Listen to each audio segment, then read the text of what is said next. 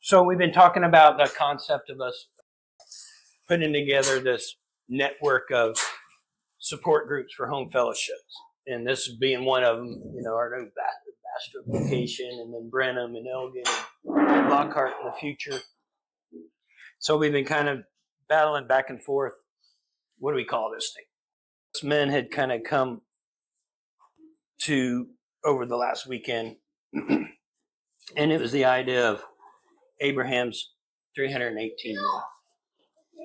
But before we get into that story, I wanted to kind of look at the situation, and it's really applicable, even more so since we woke up this morning and we're having battles starting with Israel and Iran. It really fits this study.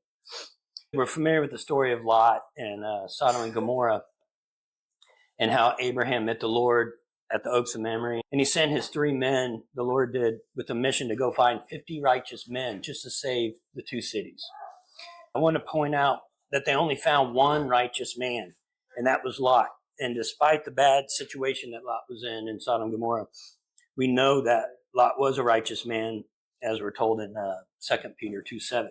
So I want to look at Lot's background with the idea of Lot's a righteous man, and how did he become that way? And also look at the parallels that we have as believers today in an unrighteous world with chaos and the Lord's wrath and judgment coming upon earth, right? And that's kind of what Lot experienced at Sodom and Gomorrah. So stepping back a little bit, Genesis 11, we learn that Lot lived in Haran with his grandfather and his uncle Abram and Abram's wife Sarai. And most likely Lot was half the age, if not younger than Abram. So in Genesis 11:31, Terah took Abram his son, and Lot, the son of Haran, his grandson, and Sarai, his daughter-in-law, his son Abram's wife, and they went forth together from Ur of the Chaldeans to go into the land of Canaan. But when they came to Haran, they settled there. So basically,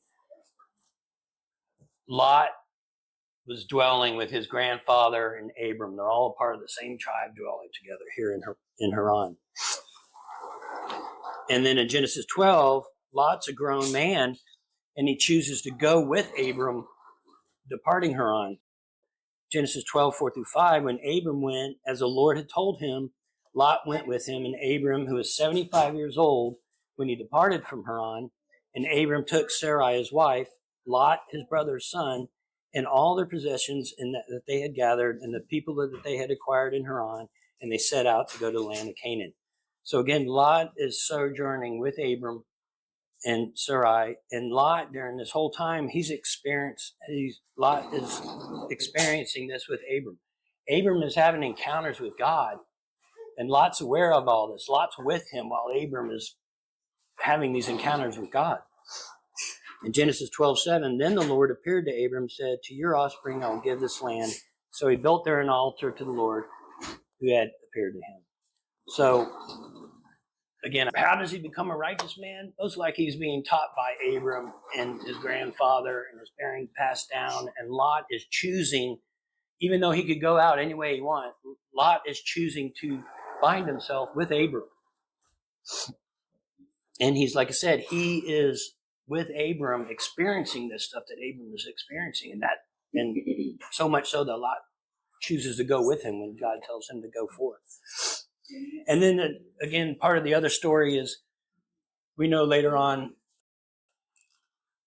there's a famine that happens, and Abram and Sarah went to Egypt during the famine, and Lot was there with them, because Genesis 13:1, so Abram went up from Egypt when they're leaving, and he and his wife and all he had, and Lot went with him to Negev. So again, Lot is still with Abram during all of this, even into Egypt and exiting Egypt.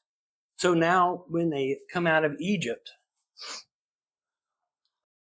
and with all their great possessions, they both have a lot of possessions. They both have herds, they both have men, they have people with them, and there begins to be a quarrel between the men. So Abram then chooses to separate them in order to prevent the strife between the 2 men. Genesis 13:3-11, and he journeyed on from Negev as far as Bethel, to the place where his tent had been at the beginning, between Bethel and Ai, the place where he had made an altar at the first. And there Abram called upon the name of the Lord. And Lot with Abram also had flocks and herds and tents, so that the land could not support both of them dwelling together, for the possessions were so great that they could not dwell together. And there was strife between the herdsmen of Abram's livestock and the herdsmen of Lot's livestock. And at the time, the Canaanites and the Perizzites were dwelling in the land. Then Abram said to Lot, let there be no strife between you and me, between your herdsmen and my herdsmen, for we are kinsmen. So they're dividing themselves peacefully. Maybe it's like a church plant. Expansion. Yeah, expansion. Okay. So is not the whole land before you? Separate yourself from me. If you take the left hand, I will go to the right. And if you take the right hand, I will go to the left.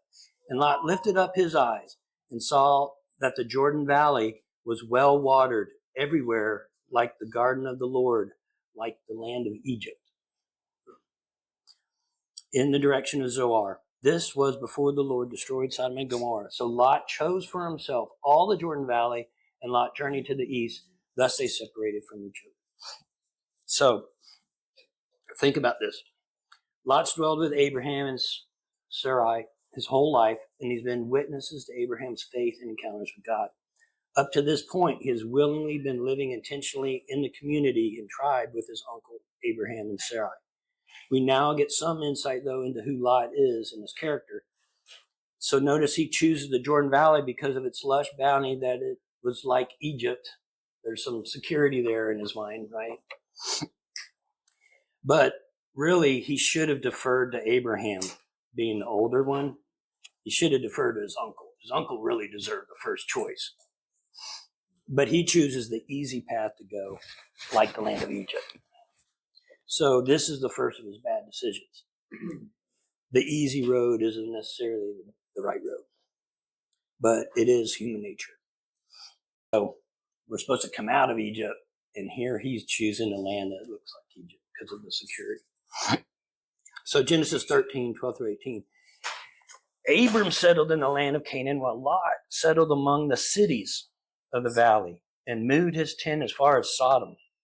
Now the men of Sodom were wicked, great sinners against the Lord. The Lord said to Abram, after Lot had separated from him, lift up your eyes and look from the place where you are, northward and southward, eastward and westward. For all the land that you see I will give to you and to your offspring forever. I will make your offspring as the dust of the earth, so that if one can count the dust of the earth, your offspring also can be counted. Arise, walk through the length of the breadth of the land, for I will give it to you.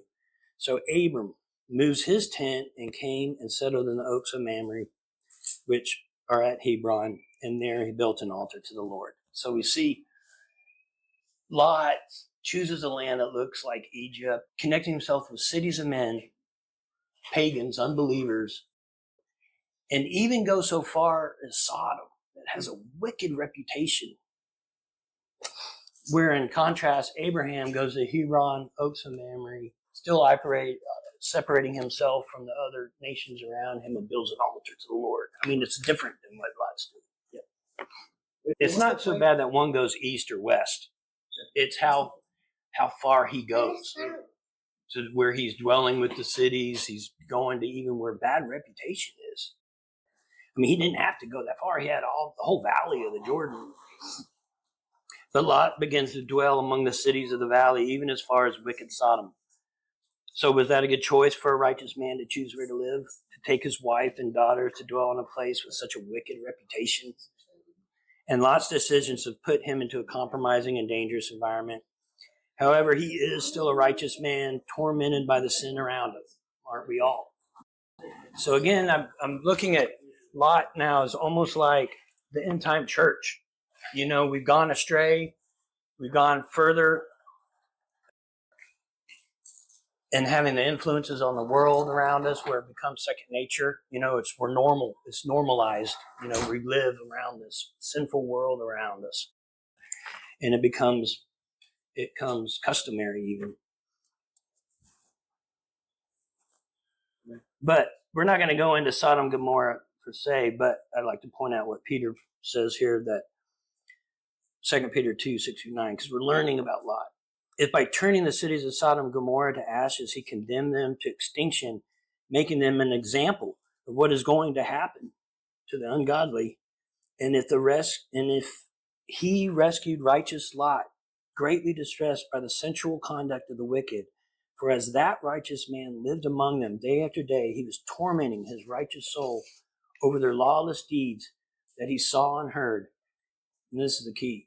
Then the Lord knows how to rescue godly from trials, right? And to keep the unrighteous under punishment until the day of judgment. So again, even when God's judgment comes on earth, like Sodom and Gomorrah, he knows how to save the righteous. God knows how to save the righteous. That's our hope. That's where our confidence is, right? We know he will save his righteous. And Lot was given to us as that example. So now fast forward, Genesis 14, 11 through 16. Lot has gone his way. He's dwelling close to the cities, even as far as Sodom, and Abraham is here, living a peaceful life at the oaks of Mamre, you know. So the enemy took all the possessions of Sodom and Gomorrah and all the provisions. Remember, there was 4 kings that came on, and it was 5 against 4 kings.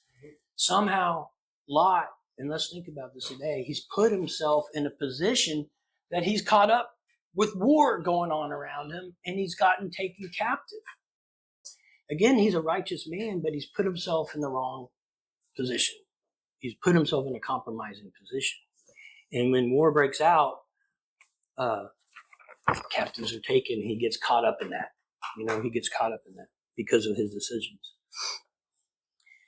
So the enemy took all the possessions of Sodom and Gomorrah and all their provisions and went their way. And they also took Lot, the son of Abram's brother, who was dwelling in Sodom, and his possessions, and went their way. Then one who had escaped came and told Abram the Hebrew, who was living in the oaks of Mamre, the Amorite, brother of Eshcol and Aner. Those were allies of Abram. So Abram had made allies among his neighbors. In fact, Abram didn't have a land yet. He was dwelling in another man's land. When Abram heard that his kinsman had been captive, he led forth his trained men, born in his house, 318 of them, and went in pursuit as far as Dan, and he divided his forces against them by night. He and his servants and defeated them and persuaded them and pursued them to Hobah, north of Damascus. Then he brought back all the possessions and also brought back his kinsman Lot and his possessions and the women and the people. So Lot is found in a place they should not and is swept up in the disputes of the world and taken into captivity. Abram, hearing of this, that his kinsman has been taken, leads 318 trained men in pursuit. Men trained for war. And think of us even today in spiritual war, that we should be trained up for spiritual warfare too. These men were trained for war. And dividing his forces against him by night. So this is like calculated guerrilla warfare. It's not like 317 men standing in front of 10,000. They're sent off in groups, and they're attacking by night. And that's God's tactics. I mean, he does it all the time. In Judges, we're hearing about the guy that kills like 700 men with a coat prong. It wasn't just, there's 700 men and me. I mean, it was throughout the years, guerrilla techniques going on, I mean, it's very military. But he divides his forces. They're calculated warfare. They're almost special ops, if you will. And it's not a heads-on-head battle, like I was saying. It's attacking them from the shadows to protect and deliver his righteous kinsman. Lot is then brought back with his possessions and people. So now we like to give it a stop about Abram's 318. Able-bodied men trained to deliver our kinsman, to be divided in groups, to conquer in order to bring the righteous into Torah. As we disciple and plant home church fellowships, we bring our brothers and sisters to Torah in his way, and we train elders and teachers and hosts, and we plant home fellowships to deliver his righteous people from the grasp of the world around us. And as the battle develops around us, we have to be vigilant, trained, equipped on how to flee captivity, how to avoid it, And they come back when they're pulled out and they're rescued. They have all their possessions with them, all their wealth. That's kind of a miracle again, like when God's people fled Egypt with all those possessions. This is just his pattern, right? And it's another foreshadowing of the times to come. So in Genesis 14, 17 through 20, and after his return from the defeat of Chedorlaomer and the kings who were with him, the king of Sodom went out to meet him at the valley of Shavah, that is the king's valley, and Melchizedek, the king of Salem, brought out bread and wine. He was the priest, God Most High. And he blessed him and said, blessed be Abram by God Most High, possessor of heaven and earth, and blessed be God Most High, who has delivered your enemies into your hand. And Abram gave him a tenth of everything. So again, he was met by the high king, Melchizedek, the king of peace, right? And then in contrast, verse 21, the king of Sodom and all the wickedness that we know that the reputation that they have, said to Abram, give me the persons, but take the goods for yourself. But Abram said to the king of Sodom, I have lifted my hand to the Lord Yahweh, God Most High, possessor of heaven and earth, that I would not take a thread or a sandal strap of anything that is yours, lest you should say, I have made Abram rich. Give me the persons. So this is what Sodom didn't want the king of Sodom didn't want any of the wealth and the possessions and riches that they brought from war. He wanted the people. And that's ultimately what this battle is. It's a battle about the people. It's a battle for mankind. It's a battle for God's chosen righteous. Wow. Yeah. So one more note on Lot making bad decisions. We are given insight to the fact that Lot was making decisions out of fear. He goes to the valley. He wants that security of Egypt. He chooses to live by the cities, probably for protection. He's and maybe for trade and commerce, because he had his possession and sheep, but there's something about it. And then after even Sodom and Gomorrah is destroyed, and he loses his wife, and we see the influence that Sodom had on his family. His family's no longer in order. He's a man of righteousness, but now his house isn't in order. And so after they flee Sodom and Gomorrah, remember that, Genesis 19:30. Now Lot went out of Zoar and lived in the hills with his two daughters, for he was afraid to live in Zoar. So he lived in a cave with his two daughters. And that's the end of Lot's story. That's how we don't hear about Lot anymore. His family has been destroyed because of bad decisions that he's made. And even here, to the very end, he goes to live in the hills out of fear. So like when this time comes upon us, that's what we learn, I guess, to not make choices out of fear, but choices knowing who the Almighty God is and who we are. And it's basically about faith and obedience. I think Lot had faith. He recognized those men, the men of the Lord, when they came to Sodom. He recognized them. He knew who they were. He had a righteous background, but he wasn't following through and obeying completely, even to the point where his house wasn't in order. He was going to marry his daughters off to this, And it's just even another thing to consider, that even Satan and all the fallen angels have faith in God, but what they're lacking is obedience. And that's where we're at in this world today. It's faith and obedience. And that's what I think our calling as this home fellowship group is, as we spread out around the people that are part of our daily lives, and we can invite them to home fellowship and to teaching Torah, and for us to start learning that it's not just faith in God, it's obedience as well. And that is our protection. That will be our protection. And that is our hope. And that allows us to know the decisions that we have to make in life, where to go, what am I to do. That's based on obedience to God and not out of fear. So we're trying to come up with a name, and we've gotten our little short list already. And I guess what we wanted to propose is something to consider about that, as us having a mission like Abram's 318 men, that we have that we need to be trained for it. That's what discipleship is in home fellowship, is training us all to go forth and to bring back our righteous kingdoms to God. And so that was the name that we were suggesting.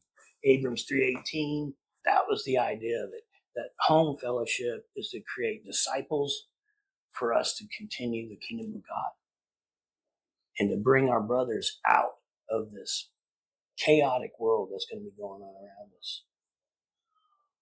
I like it. Abram 318? You say you don't like it? I like it. I don't like it. Abrams 318 or 318 Network. Something like that. I like the 318. That kind of makes people ask. It makes people lean in. So Sam, And it raises questions like, Sam what? is asking, what is the symbolism between 318? Those are the 318 men? Yes. Yes. Who were There is some ready for battle. The Yeah. What they did was they didn't just go into battle.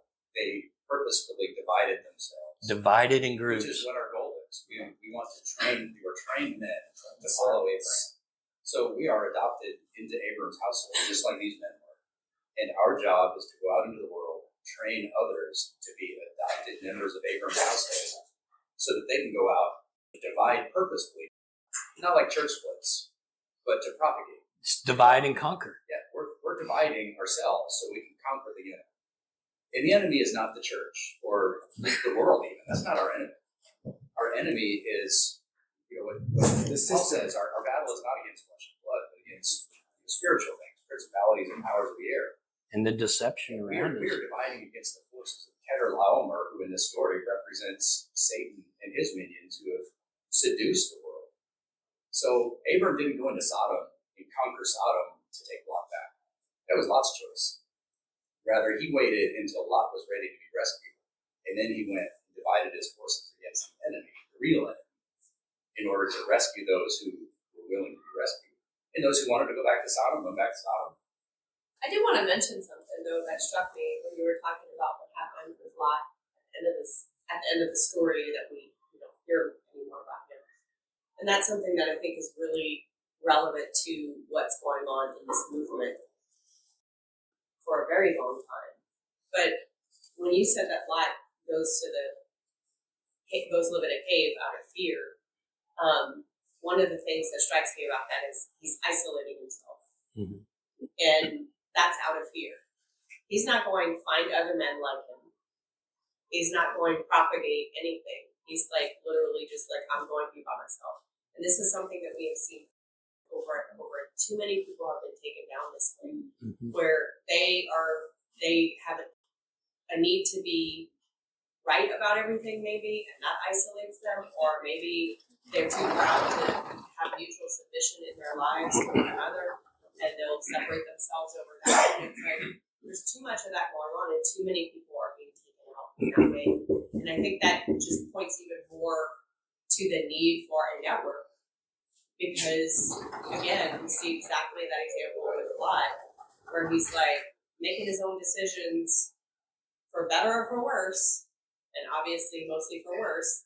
And he has a good heart. He's tormented by the sin. And how hard is it? How hard is it, though, to be a righteous person and live righteously before God when you have righteous people around you? But to try to live righteously, essentially swimming upstream all the time, 24/7, among completely ungodly people around you is, I'm not saying it's not ever doable.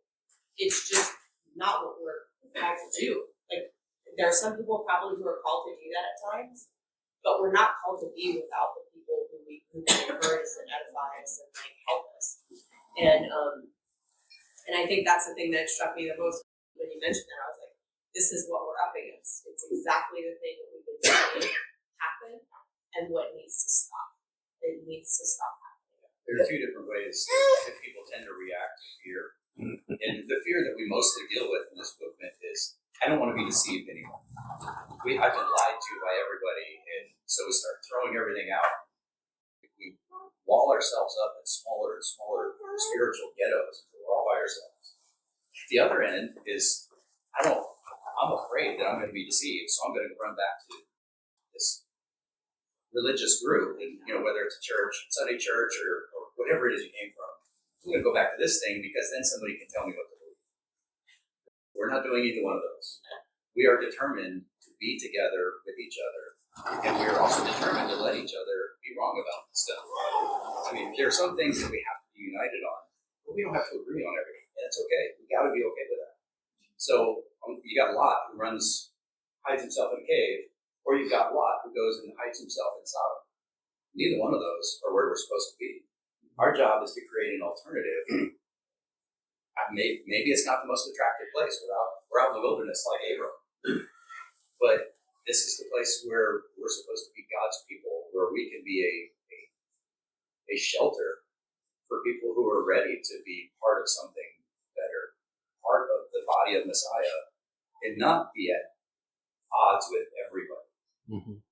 And to be like, to be the trained men of 318, for us to be equipped to be able to help others, and for us to we all have our experience that we can share of how we came out of Egypt personally. We know how that's that story every year, and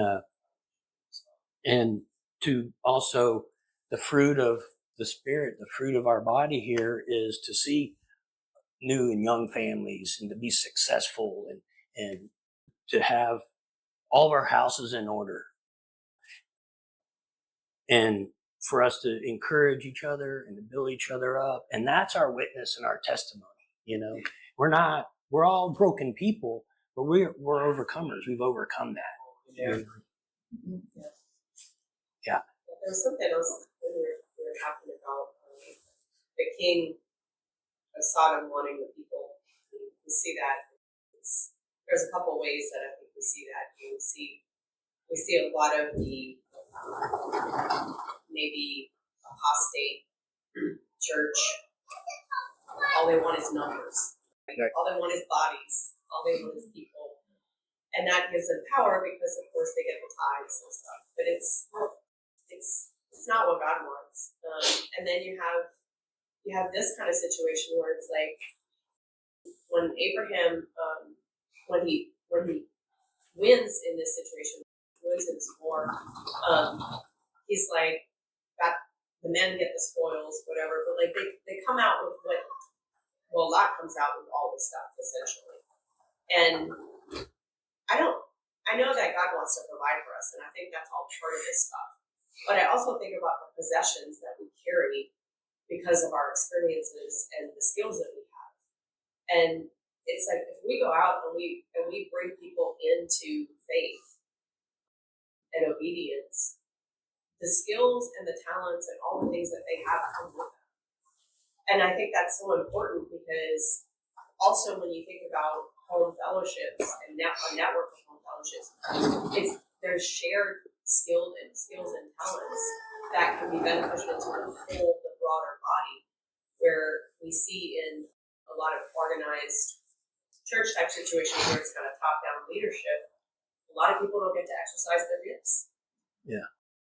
And so they come into the kingdom, but they don't get to share their possessions, what they've built in their lives. And so I think that's another important aspect of that story that brings out some of the things that we're dealing with and kind of beautiful parts of it.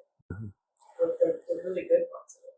Yeah. And then remember the purpose, they were to bring those righteous kinsmen back. We have a lot of believers and brothers and sisters that are lost because they're